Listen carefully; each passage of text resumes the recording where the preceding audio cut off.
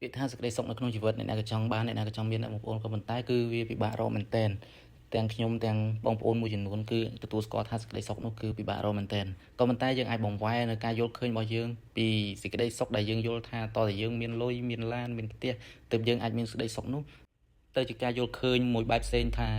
យើងគួរតែសប្បាយចិត្តជាមួយនឹងអ្វីដែលយើងមានអ្វីដែលយើងអាចធ្វើបានលទ្ធផលដែលយើងធ្វើបានបច្ចុប្បន្នយើងគួរតែសប្បាយចិត្តជាមួយនឹង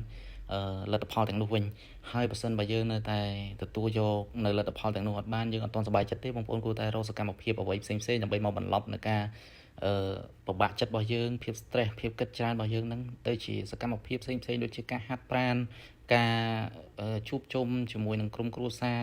យើងចំណាយពេលជាមួយគ្រួសារដើម្បីបង្កើតសេចក្តីសុខឬក៏យើងបង្កើតនៅសកម្មភាពផ្សេងៗដូចជាការដាំបន្លែថែសួនជាដើមដោយអ្វីដែលថ្ងៃនេះខ្ញុំបានធ្វើគឺជាផ្នែកមួយដែលជួយឲ្យខ្ញុំមានភាពធូរស្រាលខ្លាំងមែនទែនគឺការរស់នៅជាមួយនឹងធម្មជាតិគឺពិតជាបានជួយយើងខ្លាំងណាស់ខ្ញុំអត់បានទៅស្វែងរកនៅសំអាងអីពីវិទ្យាសាស្ត្រស្រាវជ្រាវអីផ្សេងៗទេប៉ុន្តែគ្រាន់ថានេះគឺជាភាពជាក់ស្ដែងដែលខ្ញុំទទួលបានពីការរស់នៅជាមួយនឹងធម្មជាតិការរៀបចំថែទាំសួនថែទាំដំណាំរបស់ខ្ញុំនេះគឺខ្ញុំអាចសប្បាយចិត្តគឺធ្វើឲ្យខ្ញុំមានភាពធូរស្រាលខ្លាំងមែនទែនដែលកន្លងមកខ្ញុំធ្លាប់តែគិតច្រើនខ្ញុំធ្លាប់តែខ្វាយខ្វល់ថាតើអនាគតនឹងទៅជាយ៉ាងណាហើយធ្វើយ៉ាងណាដើម្បីខ្ញុំអាចស្វែងរកនៅសុភមង្គលទាំងនោះបានឥឡូវនេះគឺខ្ញុំអាចបង្កើតនៅសុភមង្គលតូចៗនៅក្នុងជីវិតរបស់ខ្ញុំប្រចាំថ្ងៃបានគឺការថែទាំសួនការមើលថែដំណាំហើយខ្ញុំអាចធូរស្រាលអញ្ចឹង